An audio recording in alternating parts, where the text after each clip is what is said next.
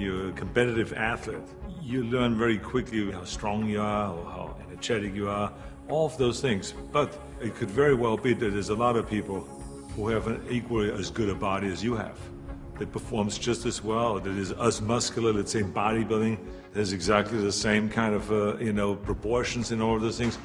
So the question really is what puts you over the top? It is the mind that really creates the body. It's the mind that makes you really work out the 4 or 5 hours a day. It is the mind that visualizes of what the body ought to look like as the finished product.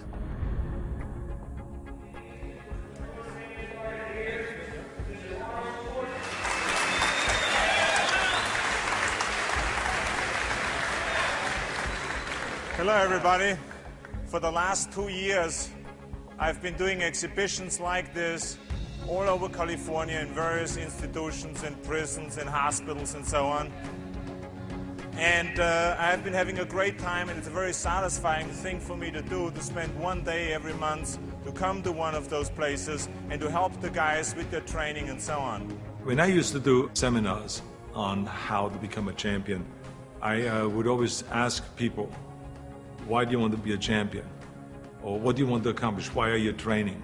And they will, if a guy will get up and he will say, well, I want to train because I think that if I get muscular and I feel like I'm getting the kind of definition, then I maybe can enter a bodybuilding competition.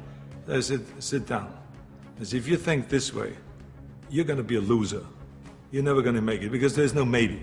You got to get up and say, I want to be a champion. And I do whatever it takes.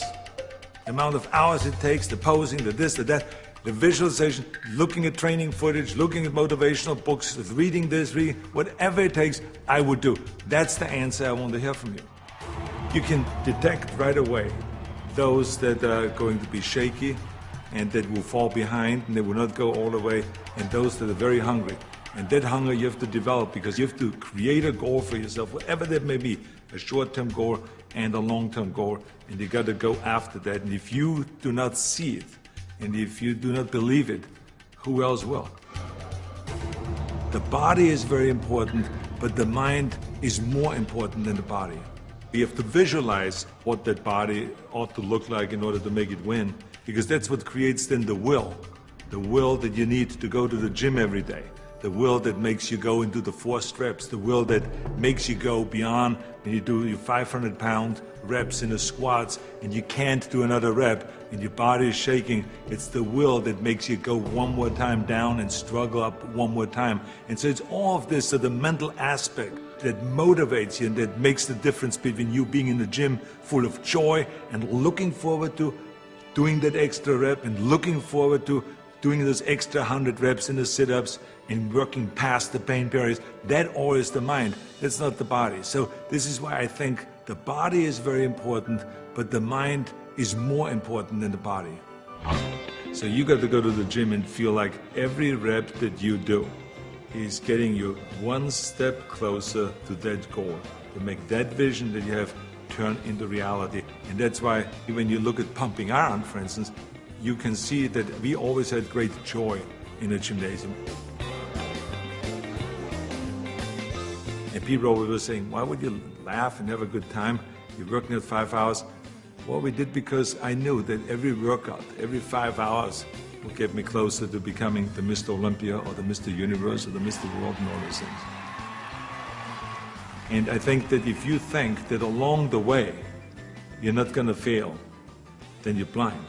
Because there's no one that I've ever met, no matter how successful they are, that haven't said that they had their failures along the way. You have to. I mean, the only way that you really know that you can lift 500 pounds is if you're willing to fail. So if you're afraid of failure, then you will never grow. The people that grow the furthest are the people that really don't care. They fail or they make it, they're going to take that risk because that's what you have to do. I think what we learn in sports is very helpful to anything and everything else that you do in life. So now you apply that principle to acting. And you say, well, wait a minute, I put 5 hours in every day in working out, I did my posing 1 hour a day, I did my stretching and the this and that, all of those kind of things. So now, let me apply the same thing to my acting career.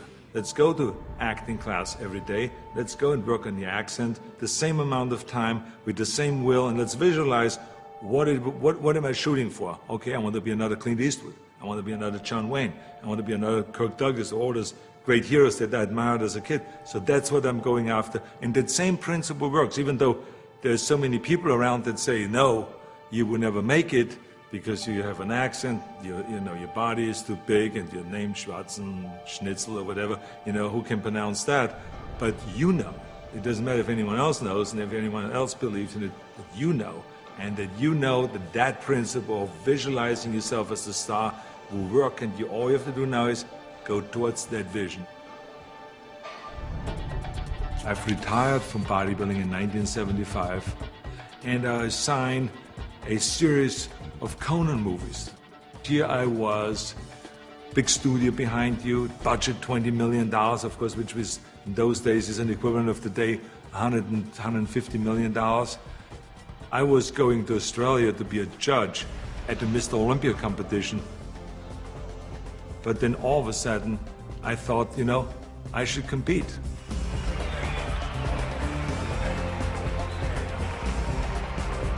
I think the competitors felt very disappointed. So they felt kind of, why would I do that? Why would I take that trophy away from them when I have everything else on the plate?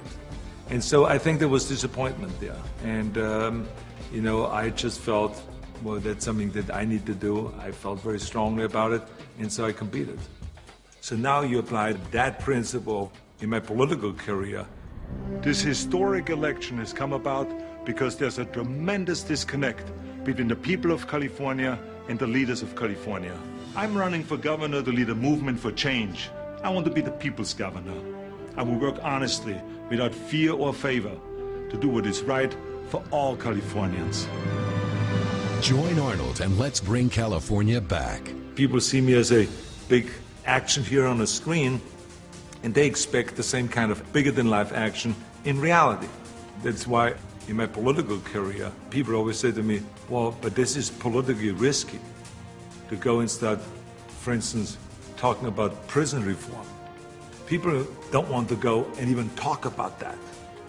So I say, well, maybe it's politically risky, but in the meantime, we have 172,000 prisoners in facilities that are built for 100,000, and something is going to break, and something is going to happen. I want to fix it.